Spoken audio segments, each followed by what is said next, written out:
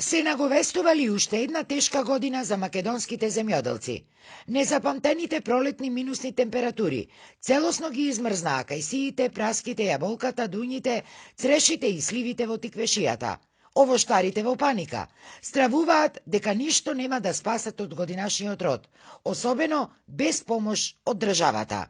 Само во овоше имам негде околу 30 хектара, една кајсија немаме, праска, цреша и така. Така да катастрофата е овде кај нас 1000%, не 100%. Значи страшна работа ова. Не се памте овде старите луѓе што се не се памте вакво нешто да измрзне се. Значи сето во штарство измрзне. Че немаме што викат стари, че немаме една кајсија, една праска за лек. Обработувам некаде 7 хектара, пола лозје, пола овоштарник. Али сега како што гледате што се деси прошлата вечер, мислам дека штетата е стварно измрзнувањето е големо. 100%, не 100%, 1000%. Нема од толкова површина, нема ни за јадење да остане, а не за пласман. Овакво измрзнување не паметат ни нашите дедовци. Ова измрзнување е на нула сне сведени. Тешко, претешко е. Оште ова ни требаше. Земјоделците од тиквешијата имаат и друг сериозен проблем. Заради административни процедури, земјоделското земјиште не им е легализирано, па заради тоа не можат да земаат ни субвенции, а ни помош, иако особено сега таа државна помош им е насущно потребна.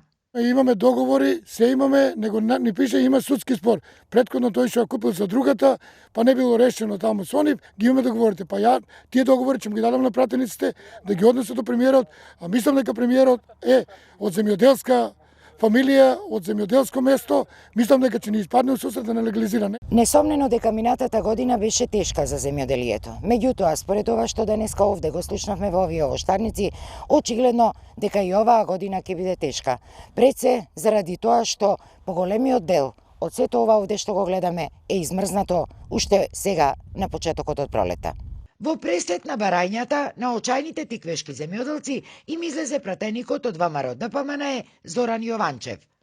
Прво што ќе побарам е дуплирање, односно двојно зголемување на субвенциите по хектар површина, конкретно на атарот на село Сирково, каде што има доста земјоделци кои што се уште не му е легализиран имотот, односно е во фаза на легализација. Од овдека еве упатувам и апел да Министерството за земјоделство, шумарство и водостопанство да ги убрзаат тие постапки, тие процедури, да луѓето дојдат до тие договори за да може да го остварат ова право на субвенции.